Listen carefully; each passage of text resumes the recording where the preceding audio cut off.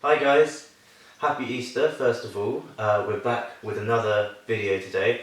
Slightly more serious one today because obviously this channel has two main objectives, and that's to tell you about Charlotte and her story, and also to raise awareness of the type of cancer Charlotte had and brain tumours in general. So what we wanted to actually call this was basically emotional roller coaster. I haven't got my glasses, so Miles will very kindly read out the actual definition of emotional roller coaster. Our definition of emotional rollercoaster is a situation or experience that alternates between making you feel excited, exhilarated, or happy, and making you feel sad, disappointed, and desperate.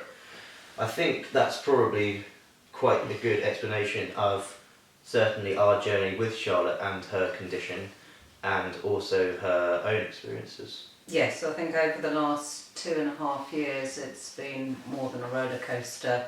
We've had ecstatic news where we've just been so pleased because all the tumours had reduced, to the most devastating news, probably which was on the 9th of September when it had grown by 3 centimetres, and we were totally devastated.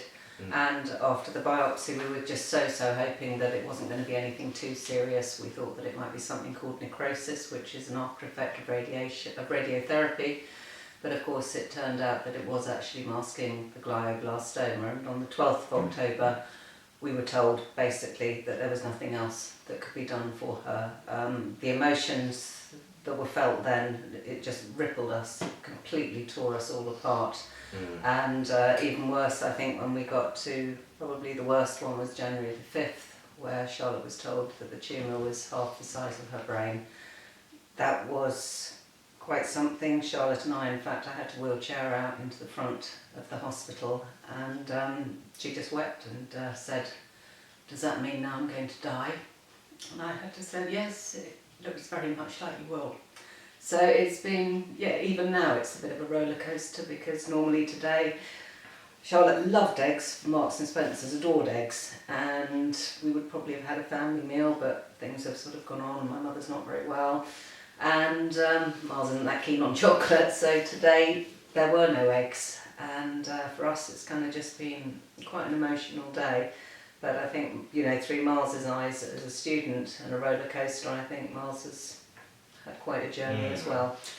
Yes, I think the purpose of this video really should be to just inform people of the logistics as well. Yes. I think because it's really difficult when you have cancer, obviously due to the technicalities and the hindrances the illness brings, but also for everyone else around you, it's incredibly difficult to plan anything. I was due to go back to university last January, and I've deferred for a second year, so I've had to take 2 years out of university, which is obviously a massive thing for me.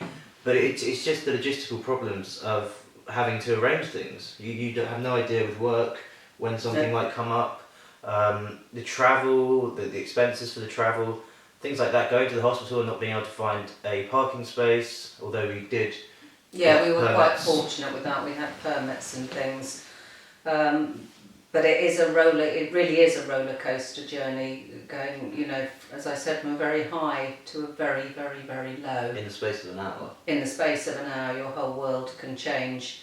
And there were appointments before, back in 2014, where we'd gone for a scan and something showed up, and Charlotte had to go back onto steroids for a few days, and again we thought, this is it, the tumour's come back. That time it did turn out to be an artefact, which we were blessed for, but recently, within the last 7 months, it really went from worse to worse to worse, basically. Charlotte was very, very brave, but she was scared. She was very, very frightened young woman, very frightened young woman. And she said to me once, there is a heaven, isn't there? And I said, yeah, I think there is a heaven. And she promised, she said, you will pray to me every single day, which I do. I always say good morning and I always say good night.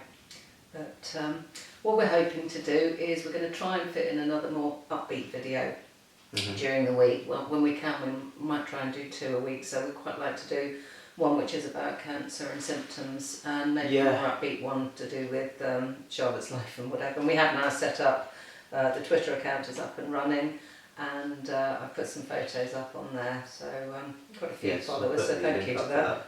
I just want to do one. I think for any parents or relatives watching who currently know or have a relative with cancer, one of the things that I'd say personally as a piece of advice is you should really try, if you've had a really bad appointment, to call your next of kin before you see them, because I think that's something that we had a lot of, because I didn't go to the Marsden with my parents and Charlotte, is that I appreciated much more having the phone call and then being able to prepare myself mentally, rather than you coming through the back door Yes. and then having to just have that bombshell landed on you. So I think that's another kind of logistical point. Is that, you know, it's the phoning and letting people know it's really in difficult. advance, because I know the appointment we had on the 5th of January, which was the terrible one, I did phone Miles and I said it's very, very sad news. And in fact, Charlotte got in, and I still remember it. She sat on her bed and she looked at Miles and she had a bit of a grin, as only she could do. And he said, "What is it?" And she said, "It's terminal." And she had been given the year before for her 18th birthday a very, very expensive bottle of champagne from some friends of ours. And she actually said, "You know what? I'm going to crack open that champagne tonight." That champagne was actually going to be kept for when we were hoping that she'd be cured, but in fact she said, "No, I'm never going to be cured, so I'm going to have that champagne." And we did in fact have the champagne that night. So I think keeping in contact with people it's very, very important, and to basically you just have to go with the flow. There is nothing else you can do. You hope beyond all hope that things are going to turn out, but they haven't in our case. But that would be my piece of advice to people. And as a mother, there's very little that I can say. My world is completely apart at the moment.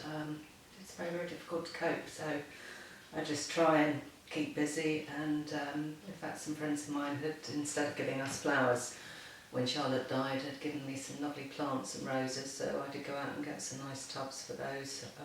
So I've got a very nice rose called a Charlotte Rose, which hopefully will grow nicely this year. I think the reason we're doing these videos is not necessarily to comfort, but rather to put maybe just a small hand on someone's shoulder and to say, you know, we've been through the same thing, and when there are lows, it doesn't mean that there's not going to be highs. That's, I think, really important.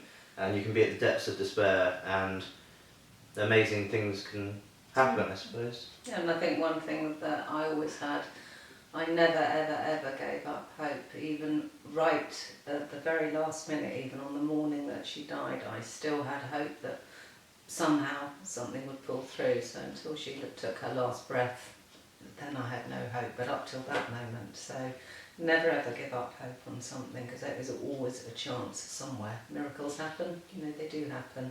So never give up. That would be my piece of advice. Yes, well, thank you for watching this video. I think, as we said, we're going to do some more upbeat ones, but we just want to kind of put the odd one about cancer in, because obviously it was a huge part of Charlotte's life. So if you've got any suggestions, you can either put them in the comments or stick them on Twitter. Especially if it's about cancer related Yeah, stuff. If it's the stuff you'd like to know. Unfortunately, we're kind of gurus at this. Yeah, It's the a worst bit like thing Charlotte, yeah. It's the worst thing to be a guru at. But yeah, I mean, sure, if there's cancer related things, anything at all, just shove them in the comments. Yeah, most definitely. We'll read them. We read them all. So thank you very much, guys. Thank you, and hopefully we'll catch up during the week, and we'll probably do, I think, 10 things that you didn't know about Charlotte. Yeah. Okay, thank you. Thank you. Happy Easter and goodbye. Bye.